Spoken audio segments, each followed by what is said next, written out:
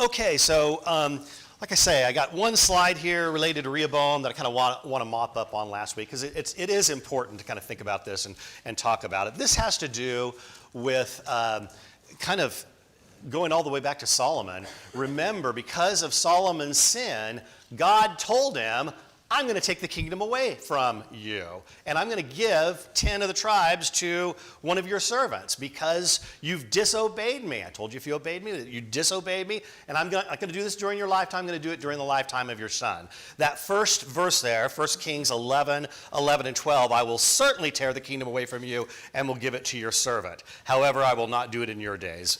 That next verse, 1 Kings 11, 29 and 31, I'm just going to read the highlighted part. Take for yourself 10 pieces, for this is what the Lord God, the God of Israel says, behold, I'm going to tear the kingdom away from the hand of Solomon and give you 10 tribes. This is Ahijah, the prophet, talking to Jeroboam, and he says, this is what's going to happen. And then 1 Kings 12 and verse 15, so the king did not listen to the people because it was a turn of events from the Lord in order to establish his word, which the Lord spoke through Ahijah, the Shelamite, to Jeroboam, the son of Nebat. So this was a turn of events from the Lord. The fact that Israel split off, the northern tribes split off. And then finally, in 1 Kings 12 and verse 24, this is what the Lord says, you shall not go up nor fight against your relatives,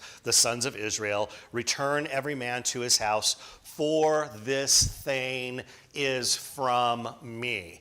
So the question I wanted to pose for you, we're not going to spend a lot of time in this because we have so much Jeroboam material to get to, but I do want you to think about this. Was Rehoboam predestined to make this really lame decision regarding which counselors he worked for, kind of spurring or which caused, you might say, the split off of the 10 tribes? Because normally when we think about the reason that the 10 tribes split off, we think about Rehoboam, and we think about that decision that we were talking about last week, to listen to his young, inexperienced counselors instead of the older, experienced counselors, the young counselors who he grew up with, the text tells us, essentially his buddies that he grew up with. Okay, he made this really lame decision. And when we think about why the 10 tribes split off, that's what we think about. But we have all these verses that say, this was from the Lord. He told Solomon, I'm going to do this, but I'm not going to do it during your lifetime. So my question to you is, did Rehoboam have free will in this? That's what I'm asking. What do you think? Did Rehoboam have free will? I'm seeing some nods, yes. And that's what I think too. First of all, when we start thinking about free will, I will say this. It's hard for us sometimes to understand the nature of God and his, I'll call it his providence, his ability to bring about his desired ends and yet do it within the framework that we all still have free will. But I want to give you one verse to think about in this context. If you'll turn to Matthew, the 3rd chapter with me, and look at verse 9, because I think John the Baptist kind of deals with this, or at least sheds some light, or at least this is what I think about when I'm thinking about God's ability to bring about his desired results in the face of kind of the challenge that do we all have free will. Matthew 3 and verse 9. Matthew 3 and verse 9. And do not suppose you can say to yourselves, we have Abraham for our father. This is, I'll start in verse 7. But when he saw many of the Pharisees and Sadducees coming for baptism, he said to them, you brood of vipers, who warned you to flee from the wrath to come? Therefore bear fruits in keeping with repentance, and do not suppose that you can say to yourselves, we have Abraham for our father. For I say to you that from these stones God is able to raise up children to Abraham. Just think about that for a minute, how this kind of fits in the context of what we're talking about of, did Rehoboam have free will? The point that John the Baptist is making is, you brood of vipers, Sadducees and Pharisees, evidently they had this thought that, hey, God made the promise. He promised that through us, he promised that to Abraham, all nations of the earth would be blessed. He made that promise. So you know what that means? That means he can't do anything to us. We've got to be around here. The descendants of Abraham, the Messiah is going to come through the descendants of Abraham. We're in like Flint. He can't do anything to us. And John the Baptist calls them out for it. He says, you brood of vipers, don't think that just because you're Abraham's descendants that, God's not going to hold you accountable. God is able to make descendants of Abraham from these stones if he needs to. And so I think the point of application to what I'm trying to say about Rehoboam is, first of all, remember that God has perfect foresight. I mean, you and I kind of, think we might know what might happen in the near future, think we might know who's going to win the Super Bowl. We're probably wrong. We think so. But God has perfect foresight. He knows what's going to happen.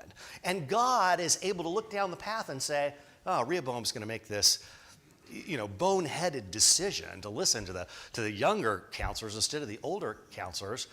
This would be a perfect time to bring about what I said was going to happen to Solomon. But Rehoboam still has free will. If he had made a wiser decision there, God could have still brought about his desired result another way. He's able to bring forth descendants of Abraham from these very stones if he needs to. So, in thinking about, when we see these prophecies coming true, don't think that ever impinges on our free will. I had a philosophy teacher once looked out to the class, and this is college, and she asked us, how many of you claim to be Christians? And a fair number of us raised our hands. And then she said, okay, that means you believe that God is omniscient. Raise your hand if you agree. Raise your hands. Said, that means you believe that God knows everything that's going to happen. Raise your hand if you fair numbers, raise their hand.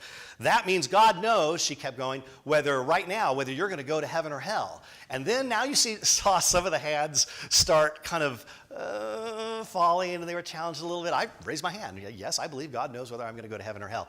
And then she looked at me and the remaining few who still had their hands up, and she said, well, that you don't have any choice in the matter. You're going to go where God knows you're going to go.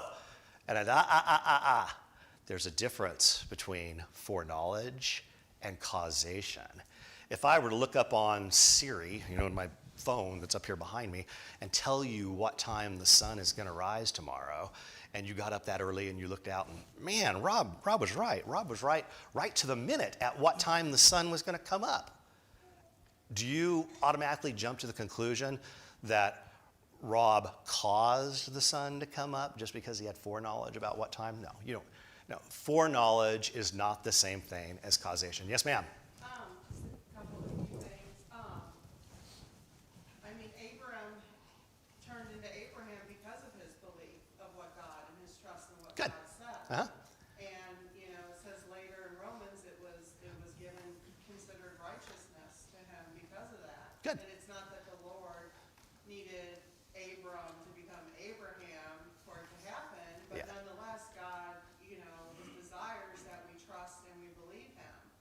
And it even says in James, the first chapter of James, that if we're lacking knowledge, he says, come ask the Lord for if you're lacking wisdom. Good. And, because he will give it to you without reproach, meaning he's not going to be like, oh, you stupid human, why are you coming to me asking me for wisdom? But instead he's going to give it to you generously, but he gives it also with the warning that you need to believe after you ask me that Good. I'm going to give this wisdom to you. So the Lord wants us to come to him. Right. The Lord is long-suffering, not willing that any should perish, but that all should come to repentance. Yeah, Right. we do serve a sovereign God, and for instance, if you look in the Hebrew language, there's no word for coincidence. And that's because the belief is that it's not needed because of who we serve, because he is sovereign. Good thoughts. Yes, sir. Yeah, just on the free will topic, so interesting, I had this discussion with a couple friends of mine just recently, and one of them shared something that probably helped me, and I'll share it, you can tell me if I'm Uh-huh. His example of the free will discussion was, he asked me, he said, if your mother got into a car accident today, and it's her fault, would she pull over and exchange insurance, or would she tear off and not do that? And I said,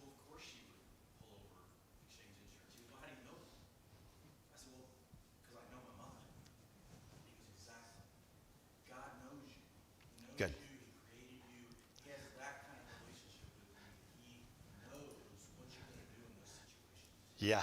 Oh, that's a great example. And I take it a step further and say, we think we know. God knows with perfect acuity, doesn't he? Just perfection. He knows us. Yes, Luke. This topic reminds me of Daniel 4:17, where it says that the Most High rules the kingdom of men, or rules over the kingdom of men. Just where God knows what the kings are going to do. Yes. He knows exactly the sins or the correct decisions that they're going to make Right. to bring about. But it doesn't take away their free will, but he knows what they're going to do. That's excellent. Okay, any other comments? We're going to press on to Jeroboam here. I love the discussion. We could, obviously you see, we could spend the whole morning talking about this.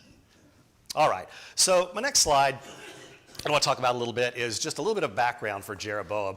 Who is Jeroboam? He's an Ephraimite, 1 Kings 11, verse 26. He's Solomon's servant, the same verse. Solomon saw that he was industrious through some of the things that were going on there, and we're not going to take time to read all these verses, but that's in chapter 11, verse 28. He was a valiant warrior, the same verse tells us.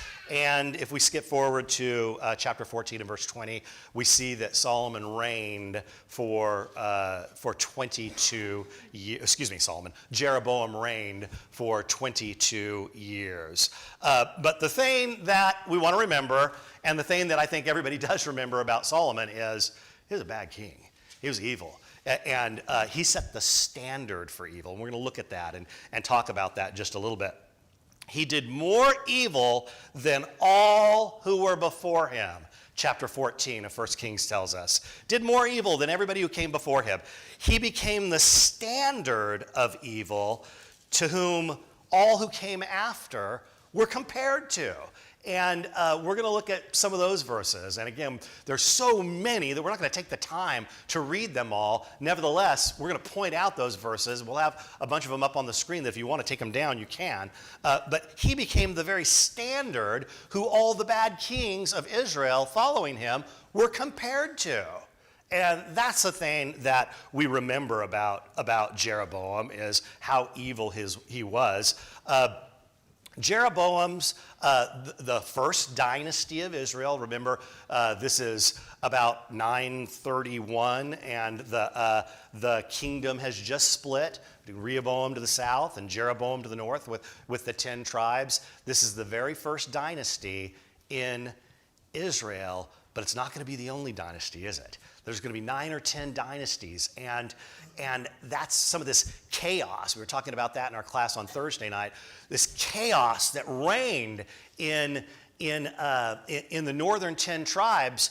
This is all because Jeroboam set them on this course. I really want that to come out today in our class, that it didn't have to be that way. God made a promise to Jeroboam of a dynasty, the same way there was one dynasty in the southern 2 tribes. Jeroboam could have had that.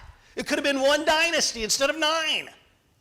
But Jeroboam didn't listen to what God said. He didn't do what God said, and so it was always chaos in the northern 10 tribes. Just to highlight, this is, I can't take credit for this slide. You guys have seen this slide before. This is Ryan's slide from when he was teaching the David class.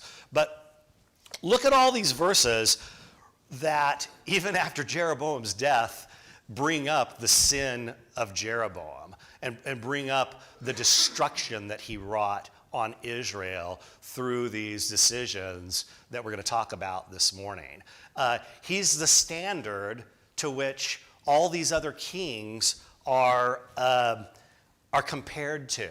And we're going to, again, we'll talk a little bit more about some of these specific examples. I don't want to take time to read these verses right now, or we won't get through the material. But what I do want you to see or feel is a certain kind of the overwhelming nature or the weight of evidence that we have that Jeroboam was a bad king. And Jeroboam set Israel on this course, and all other bad kings of Israel were always compared to Jeroboam. There wasn't a good king among them. And this is largely because of the example that Jeroboam set, the precedent that he set.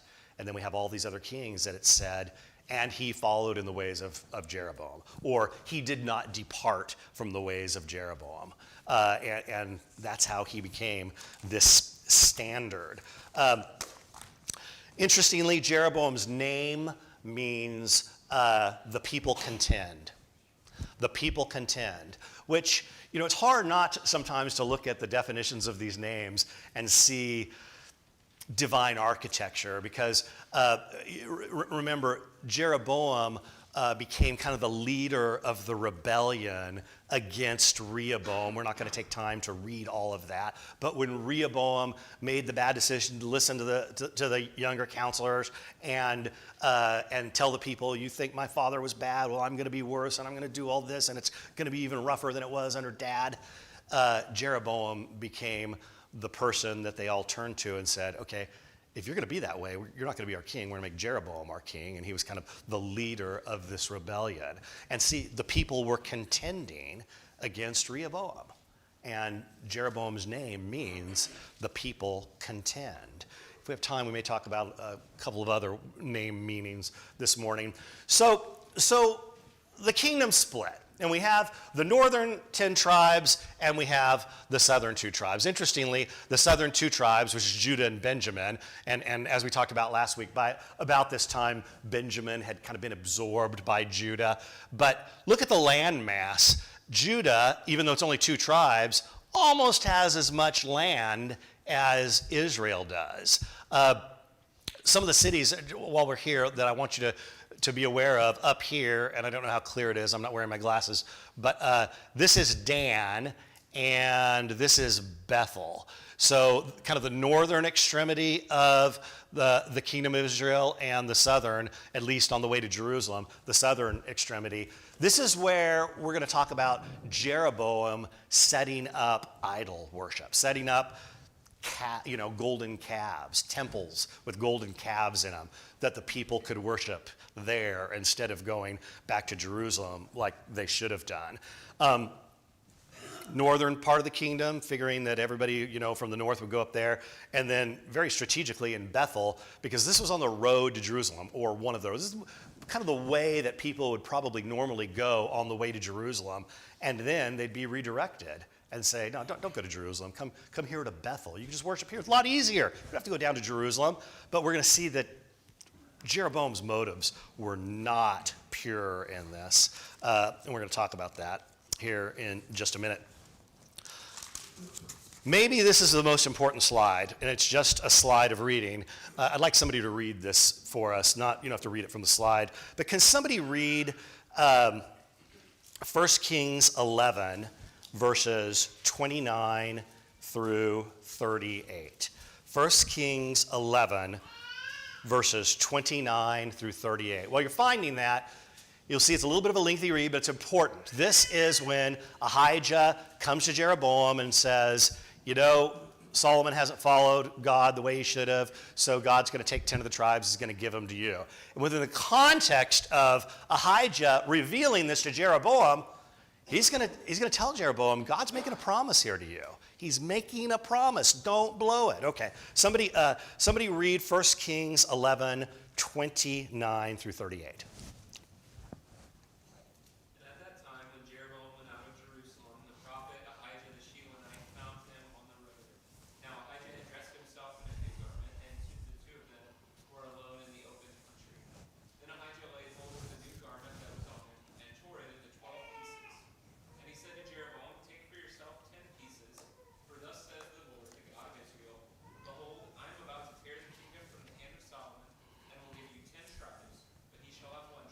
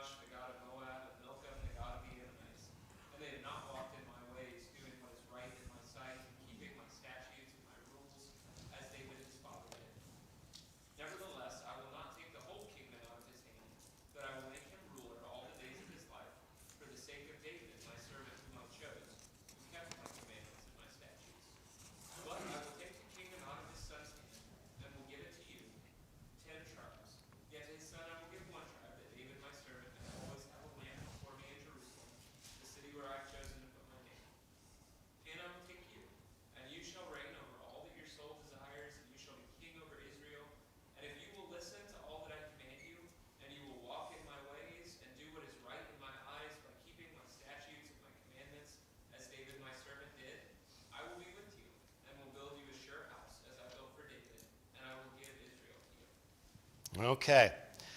Right there at the end. Then it will be that if, the conditional if you do and listen to all that I've commanded you and walk in my ways and do what is right in my sight by observing my statutes and my commandments as my servant David did, then I will be with you and build you an enduring house as I built for David. You see that? Jeroboam could have had just what David had, one dynasty. I'm going to skip ahead a couple of slides just because it's a good time to talk about it right now. But look at the top there. I really love this slide. This is something that Ryan pulled together to kind of show the chaos in the north. In the south, we have just a straight line. It's just the promise God made to David. You know, I'm going to build you a throne, and you're going to have descendants on the throne forever. And that goes all the way to Jesus. Jesus is on David's throne. Remember, we read in the New Testament about Jesus being on David's throne? Okay? And there's one dynasty there. But in the north, you have 9 or 10 dynasties, depending on how you count them.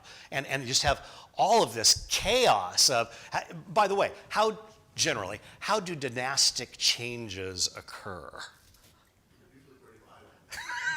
They don't, generally, they're not very peaceful, are they? That's right. That goes throughout history, right? When we go to, in England, when we go from one house to the next, it's usually accompanied by a lot of violence. Okay, dynastic change. In China, went through a number of dynasties. These dynastic changes don't happen peacefully, and this was certainly true in the northern 10 tribes. Generally, it happens by a new usurper killing off the old king and saying, you know what? I'm going to be king now. That happens. It happens a lot. It's going to happen to Jeroboam's son. Okay. Just wanted to make that point right now that it could have been like the South. If Jeroboam, that what we just read, if Jeroboam had obeyed God and listened to him and done what he said, it could have been like the South. God would have established his dynasty the same way that he established David's dynasty. He had that ironclad promise, and he didn't do what God wanted him to do, and that's pretty sad. Okay, we'll spend quite a bit of time actually on this slide. We're going to talk about, the fact, it's easy for me, as I'm preparing all this information, I'm going, ooh, Jeroboam, bad, you shouldn't have done that, bad. And then what's more difficult for me, and I don't want to miss, I don't want any of us to miss, is to stand back for a minute and go, okay, how does this apply to me? What should I learn from this? Because I don't think the point should be missed on us that you and I have promises from God also. And that if we will obey God, walk in his ways, listen to what he said to us and do what he said, then those promises are going to come true for us. But if we're like Jeroboam and just ignore all that, and I'm going to tie it to Jeroboam's lack of faith here in just a minute, but if we don't have faith that God is going to do what he said he's going to do, then we're going to miss out. We're going to miss out. It's going to be a bigger deal than Jeroboam's was. We're going to lose eternal life. Some of the verses that come to mind on this, one actually that I didn't write down that kind of came to mind even while I'm speaking here is Acts 2 and verse 39, right? Acts 2:38, repent and be baptized, every one of you, for the remission of his sins, and everything that goes along with that. But Acts 2:39 is for the promise. The promise is unto you and all them that are far off, that'll come after you, that'll obey. And I'm paraphrasing now, I am. But verse 39 talks about the promise. It's our promise too. We are them that are afar off in Acts 2 verse 39. Okay? We're who Peter was talking about. And the promise is unto us. I have lessons that I talk about this, how that could be looked at as the same promise made to Abraham, that through his seed, all nations of the earth would be blessed. More specifically, it's the promise of salvation. Verse 38, he just talked about the remission of sins. So what's my point? Just as Jeroboam had a promise, we have promises too.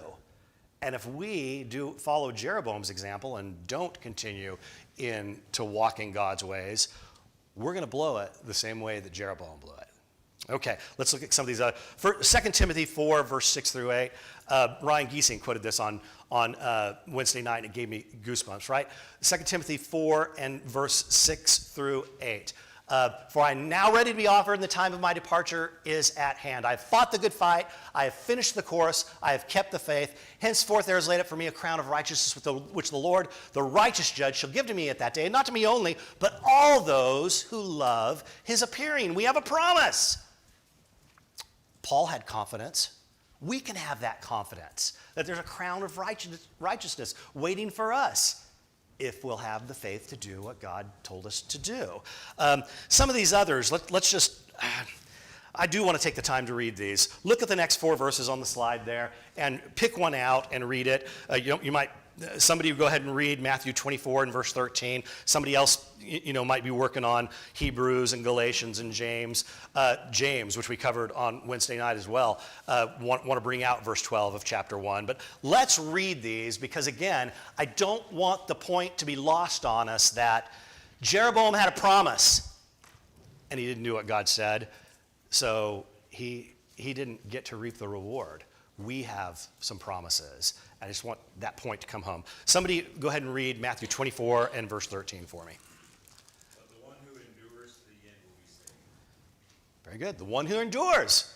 We got to endure to the end, but then we're going to be saved. Has to do with just making sure that we don't quit, don't lose our breath, don't grow weary, don't quit.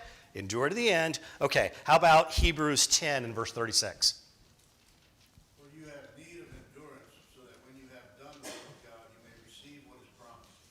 I like that one because for when you have done the will of God, there's something we have to do, right? And we could go into James and I could start covering a lot of material that I know Ed's going to cover on Wednesday night, but I'm not going to do that. But there's stuff that we have to do. Thank you, Mark. How about Galatians 6 and verse 9? Let us not become weary in doing good, for at the proper time we will reap a harvest if we do not give up. Okay, don't get weary. There's something we're going to reap here. Okay, don't blow it like Jeroboam blew it. We have these promises also. And finally, James 1 and verse 12, and we did talk about this a little bit on Wednesday night. And this is a great place to think about in terms of kind of our responsibilities and our reward also. James 1 and verse 12. Blessed is a man who perseveres under trial, for once he has been approved, he will receive the crown of life, which the Lord has promised to those who love him. Thank you. Persevere, receive the crown of life. Okay? Persevere, receive the crown of life. So I did take, and I'm running out of precious time here, but this was important. Okay? That, yes, we can all jump on the bandwagon of how bad Jeroboam was. He had this ironclad promise from God, but so do we. We have ironclad promises from God also. And if we have faith that he's going to do what he said he's going to do, and we fulfill our part that God said, if you do these things, then we will receive that crown. James 1 and verse 12. Thank you very much for entertaining those New Testament verses for just a second. Okay, we were talking about this chaos in the north. I think I've already made that point, and in the interest of time, I think I'm going to press on to the next slide. I want to spend a little bit of time on this slide too. So we're going to dig into exactly what the sin of Jeroboam was. What was it that was so bad? So somebody read 1 Kings 12, 26 through 33. He did a lot of things wrong. You see him up there on the slide. It's pretty much all taken from this section of scriptures. Somebody read for me 1 Kings 12, verses 26 through 33.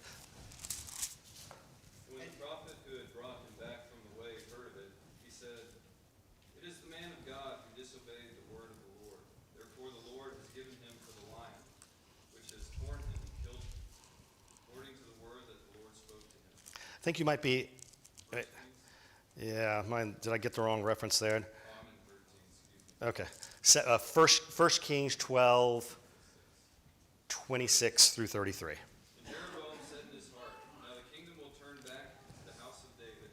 If the people go up to offer sacrifices in the temple of the Lord at Jerusalem, then the heart of this people will turn again to their Lord, to Rehoboam, king of Judah. And they will kill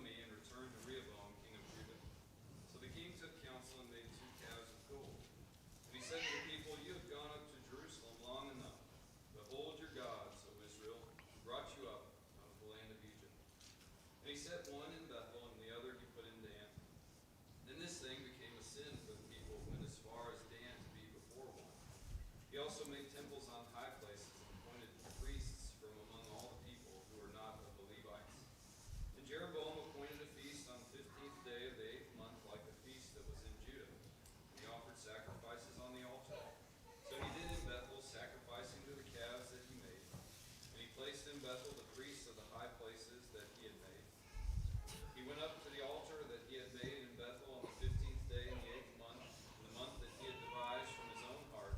And he instituted a feast for the people of Israel and went up to the altar to make offerings.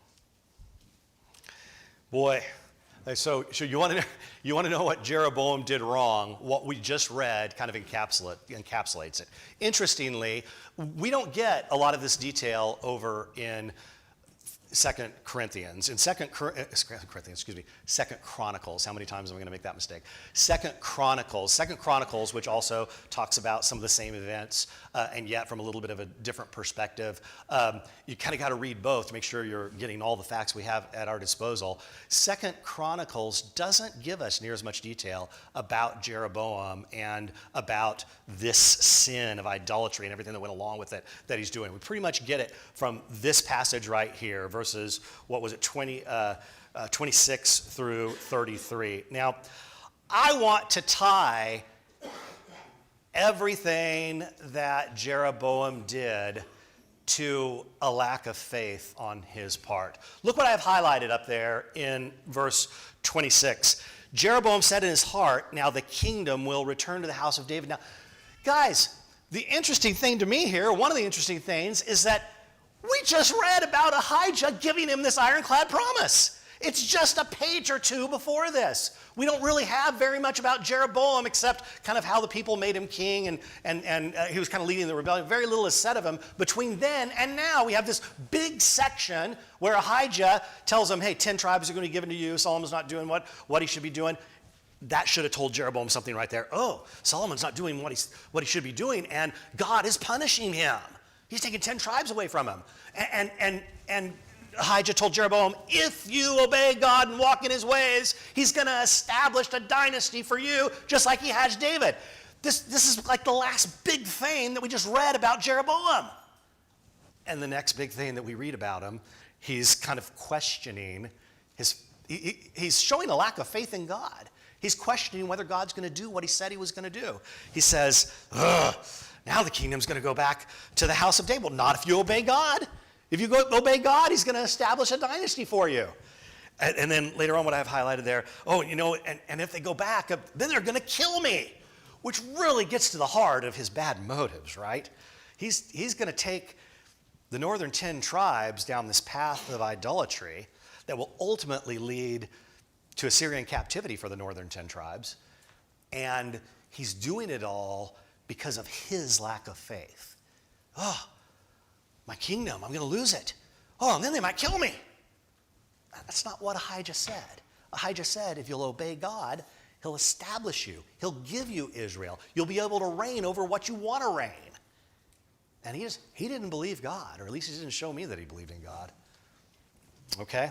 So because of this lack of faith, yes, sir, go ahead. I just had a thought on this conversation because I didn't notice this last time I was reading through this section. There seems to be a little bit of a parallel here between Jeroboam and Rehoboam, in part because he has this moment of a lack of faith, a fear for his life, and it says in the beginning of verse 28, so the king took counsel. You don't know who he was taking counsel with, but you think, like, you're having this lack of faith, you should go to your counselors, and those should be the people reassuring you of God's promises, pointing you in the right direction, and helping you, like, fix your lack of faith and get on the right path. But instead, apparently his counselors told him to make 2 cows of food. Oh, I love that point, Nick. Relying on bad counselors. Yeah, I love that point. It says he took counsel, and then we don't know anything else. I played with that in my mind, too, as I read through this. I thought, I wonder if Rehoboam kicked those counselors out in the southern, and maybe they went to the north, and they were the same counselors. I don't think that's the case. But it doesn't tell us more about the counselors that Jeroboam took counsel with. But it's a great point, and kind of on a much larger scale, what does a good king do when he needs counsel? Right? Oh, okay, yeah, Mark just said it. Seeks counsel from God, right? Goes and finds the man of God and says, can you ask God for me? What do I do in this situation? That's what a wise king does. Yes, Ryan. I think Kevin's comment, I don't know how long ago it was, a couple weeks maybe on this, Yeah. has just been ringing in my ears ever since he said it about everything that Jeroboam did there was motivated by a negative. Yeah. And I think the thing that has been in my head said that is, he was reacting Uh, out of negative feelings of, don't do this, don't be like, we don't want that to happen, they're gonna kill me. But, you know, you see the same thing in politics too. Everything is just this big reaction. yeah, Instead of, here's what God said, let's go there. yeah. Which is very different. Like, that's a proactive, positive, this is what we're doing, this is where we're going, Right. versus a negative reaction. It's it's a totally different path in life. Yes. Yeah. Very, very good point. Actually, I think Stuart made that point Thursday night in our underlining class also, that with the lack of positive direction, what comes in to fill that gap? Well, all this negativity. It was reactive instead of proactive. Very, very good point, Ryan. Thank you very much. So, again, because of this, look at the wrong things that he did. And it's all in the section of scripture that we just read. Worshipping the wrong God. He set up golden calves. He set up golden calves in Bethel, set up golden paths in Bethel to the south and Dan to the north. And that's in verse 28. Set it up at the wrong place. Dan and Bethel. Okay? And just place is important. Look at Leviticus 17. Somebody turn to Leviticus real quick for me and read Leviticus 17, 7 through 9. This isn't arbitrary, guys. This is a violation of the law as it was handed to Moses. And what somebody's about to read here in Leviticus is the law being given to Moses, or part of it. Leviticus 17, 7 through 9. So they shall no more sacrifice their sacrifices to goat demons after whom they whore. This shall be a statute forever for them throughout their generations. And you shall say to them, any one of the house of Israel, or of the strangers who sojourn among them, who offers a burnt sacrifice or offering, and does not bring it to the entrance of the tent of meeting to offer it to the Lord, that man shall be cut off from his people. Very good. If you're not bringing your sacrifices to the house, in this case the tent of the Lord, and offering them there, then they're going to be cut off from their people. That's the place that we worship God. That's the place that we offer sacrifice. Jeroboam says, no, you're going to offer sacrifice in Dan and Bethel because I might lose my kingdom otherwise. It's the wrong priesthood. Priests were not from the sons of Levi. Look in verse 31 for just a second. Let's see, verse 31. And he made houses on high places and made priests from among all the people who were not the sons of Levi. I'm just interested. Does anybody's translation use a different word there for all the people? The Old King James says it's something different. I'm just curious if any of the others. Yes? The New King James says Class of people, okay. Class of people. Anybody have the Old King James that might want to say what that says? Yeah, go ahead, please. Okay. It's lowest of the people. There it is. The Old King James, I think something's lost here. The Old King James says that Jeroboam made priests from the lowest of the people. Now, when you see a disparity like that, and some of the newer translations are going all the people, and Old King James is saying the lowest of the people. Normally, I'm inclined to go with the newer translations and think that maybe something a little bit too exaggerated got into the Old King James. But I actually looked this up. Why the different translations? And the actual Hebrew word that's used there is for extremes. It says that Jeroboam appointed priests from the extremes of the people, if we were using Hebrews. I think that's interesting, right?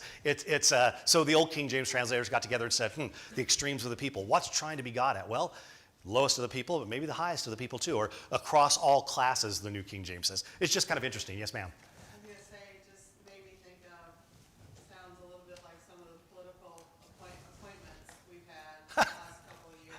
Seem to be from some From extreme, we even have a word for it, right? Political extremists. Right, very good. Yes, sir. Your sermon not too long ago about sticking to the word, what was written. This would be a great time to say, of which the law said nothing concerning priests. Very good. It's just to tie in. I mean, he's doing the exact same sin Yeah. that Solomon did in 13, or in 11, where it says, Yeah. and they worshipped Yeah. And it's like, that's the point where the promise is lost. Wow. And I think like the application for us, because, I mean, we're not tempted to go after golden calves, but in the same way, the New Testament authors don't say, here's how you avoid Apollo Yeah. or Venus or things like that. They write about avoiding pride and avoiding mistreatment of your brother. Yeah. And that is still the idolatry point, though. Yeah. I mean, I don't know what it's going to mean that we someday are going to reign with Christ. I don't know what all that means. But the second we turn to idolatry, just like them, we lose the reign. Very You good. lose the right to reign once you leave God. Thank you so much. First of all, I'm so flattered that you're actually listening to my sermon, and you're absolutely right. It's a great place to make that point. That sermon was from Hebrews, the 7th chapter, verses 12 through 14, right in there. And Ryan has just made an excellent application of that. You could take what the Hebrew writer said and apply it right here and say, okay, Jeroboam made priests of whoever, the people, just all the various classes, of which the law said nothing about, meaning it was not authorized. Thank you for making that point. Okay, it's the wrong God, it's the wrong place, it's the wrong priesthood, it's the wrong feast. He made feasts and sacrificed to calves. It's the wrong time. And I love what it says. It says in verse 33, the month that he had devised in his own heart. So this is something, and the text tells us that this didn't come from God. It came from Jeroboam. You know what? Let's do this during the 8th month. And on the 15th day of the 8th month, I believe I'll go up and I'll make sacrifice. Yes, sir. So he had the wrong faith, and he also had the wrong motive. So he flip-flopped political and religious priorities, and that's something that we should also like take from this. Like he wanted to maintain political power, he was afraid, and so he like altered his religion for his political. Excellent point. So, and Flip-flopped it. again, have we seen this throughout history? Okay, what about if you're King Henry VIII? Oh, I can't have my divorce. Okay, so you know what? I'm just going to create a new religion. Now, in that kind of